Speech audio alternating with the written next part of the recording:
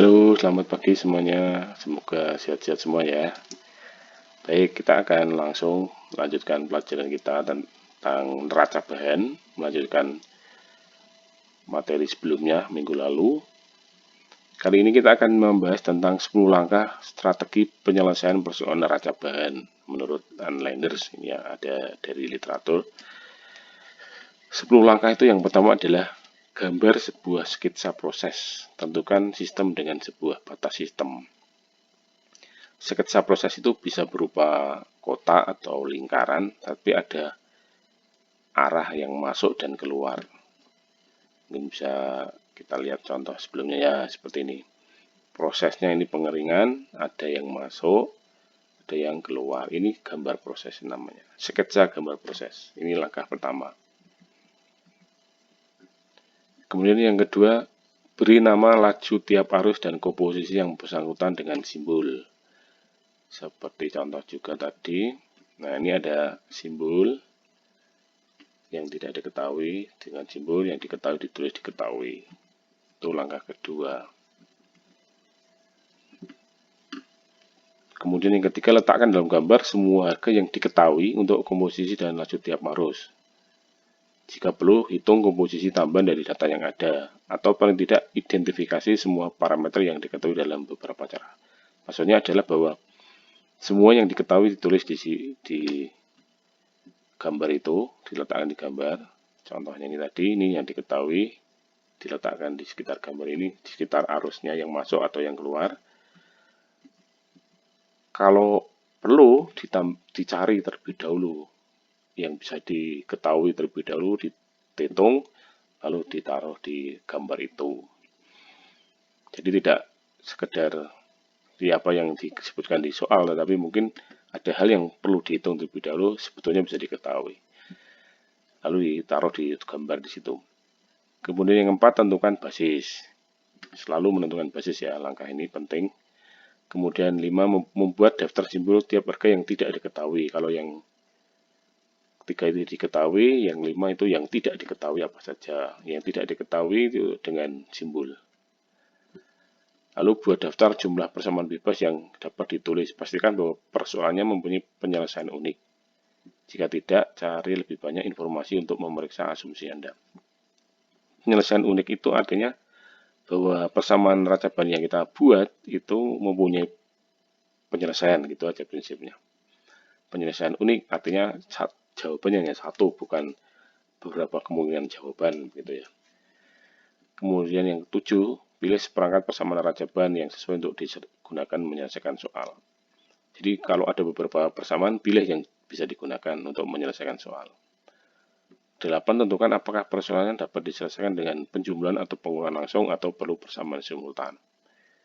Penjumlahan atau pengulangan langsung itu jadi satu persamaan diselesaikan dulu, setelah diketahui dari persamaan satu, yang diketahui itu digunakan untuk menyelesaikan persamaan kedua, jadi satu-satu gitu ya.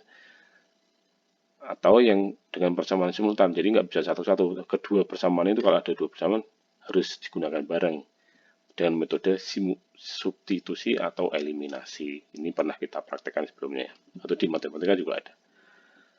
Langkah ke-9, selesaikan persoalan, hitung. Kemudian 10, periksa jawaban, dicocokkan apakah masuk sama dengan keluar, karena persamaan neraca bahan itu hanya satu, yaitu masuk sama dengan keluar. Itu langkah-langkahnya, ada 10 langkah. Mungkin dari 10 langkah itu ya tidak perlu satu-satu, mungkin ada beberapa yang langsung digabung, seperti gambar sketsa proses yang diketahui dan yang tidak diketahui itu bisa satu langkah. Lalu menentukan basis, lalu membuat persamaan. Nah, itu sebetulnya kalau diringkas bisa juga begitu. Tapi kalau diamati sebetulnya terdiri dari 10 langkah itu. Nah, penyelesaian unik tadi itu jika, atau syaratnya ini, jika jumlah persamaan bebas sama dengan jumlah variabel yang tidak diketahui harganya. Itu baru mempunyai persamaan yang unik. Jika jumlah persamaan bebas sama dengan jumlah variabel yang tidak diketahui harganya atau yang ditanyakan dalam soal itu. Contohnya, dapatkah Anda menyelesaikan 3 persamaan neraca bahan ini untuk F, D, dan P? Jadi variabel yang tidak diketahui ada 3, yaitu F, D, dan P. Persamaannya ada berapa? ada 3, tetapi persamaan bebasnya hanya 2. Kenapa hanya 2? Karena yang ketiga ini adalah tidak bebas. Kenapa tidak bebas? Karena tergantung dari 2 persamaan di atasnya. Lawannya tidak bebas kan, atau lawannya bebas itu tergantung. Kalau tidak bebas itu berarti tergantungan. Nah, F plus D sama dengan P ini jumlah dari persamaan di atasnya. 0,1F tambah 0,9F ketemunya F. 0,3D tambah 0,7D ketemunya D. 0,2P tambah 0,8P jadi P. Nah, jadi persamaan yang ketiga ini adalah jumlah dari persamaan 1 tambah persamaan 2. Maka persamaan yang ketiga bukan persamaan bebas. Persamaan bebasnya hanya 2. Persamaan 1 dan persamaan 2. Sedangkan yang variabel yang tidak diketahui harganya ada 3 yaitu F, D, dan P. Maka ini tidak bisa diselesaikan. Nah, apakah lalu berhenti di situ? Nah, tentu saja tidak. Kalau mau diselesaikan persoalan persamaan ini, maka salah satu harus diketahui caranya. Salah satu ditetapkan sebagai basis, entah F-nya, atau D-nya, atau P. Sama saja pokoknya salah satu ditetapkan sebagai basis, maka dua yang lain bisa diselesaikan. Begitu. Contoh, ini nanti ada di tugas di model, Anda kerjakan, saya berikan penjelasan tentang soal ini ya. Proses di bawah ini terdiri dari 2 komponen, yaitu komponen 1 dan 2, komponen 1 dan komponen 2. Berapa jumlah variabel yang tidak diketahui harganya? Jadi setiap arus ini, arus masuk F, masuk D, dan keluar P ini, setiap arus atau aliran itu mengandung 2 komponen, yaitu komponen 1 dan komponen 2. Berarti kalau sebetulnya kalau di sini omega, ini namanya omega ya, omega P2 0,1, maka omega P1 diketahui enggak? Nah, mestinya diketahui, meskipun tidak ditulis di soal ini.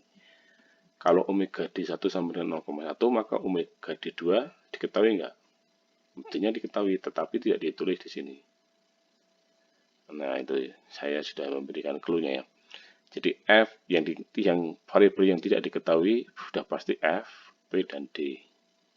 Apakah hanya itu atau ada lagi yang tidak diketahui? Itu nanti dijawab di tugas, gitu ya. Kemudian yang kedua, pulp kertas basah diketahui mengandung air 70%. Setelah pengeringan diketahui bahwa 60% dari air mula-mula menguap. Hitung komposisi pulp kering, jadi kadar pulpnya. Atau kadar air dalam pulp juga boleh, karena sama saja itu kadar airnya atau kadar pulp. Lalu berapa banyak air menguap per kilogram pulp basah? Maka karena ini per kilogram pulp basah, maka basisnya adalah 1 kilogram pulp basah. Nah, ini yang perlu diperhatikan di sini adalah bahwa setelah pengeringan diketahui bahwa 60% dari air mula-mula menguap. Jadi kita harus menghitung terlebih dahulu air mula-mula. Jadi kalau 1 kilogram pulp basah, airnya 70%, berarti berapa kilogram airnya? Bisa dihitung kan? Nah, dari yang berapa kilogram di air mula-mula di pulp basah itu 60%-nya menguap. Berarti yang 30%, yang 40% tidak menguap itu keluar bersama pulp kering. Nanti lalu dihitung komposisi pulp keringnya berapa. Begitu, saya kira bisa dikerjakan. Nanti kalau masih bingung bisa ditanyakan. Sebetulnya saya sudah menyiapkan topik chat gitu di model, bisa dimanfaatkan, karena kalau lewat WA menjadi terlalu banyak bagi saya untuk menjawabnya, karena ada banyak sekali WA yang masuk. Sedangkan kalau di model itu sudah khusus untuk pelajaran ATK.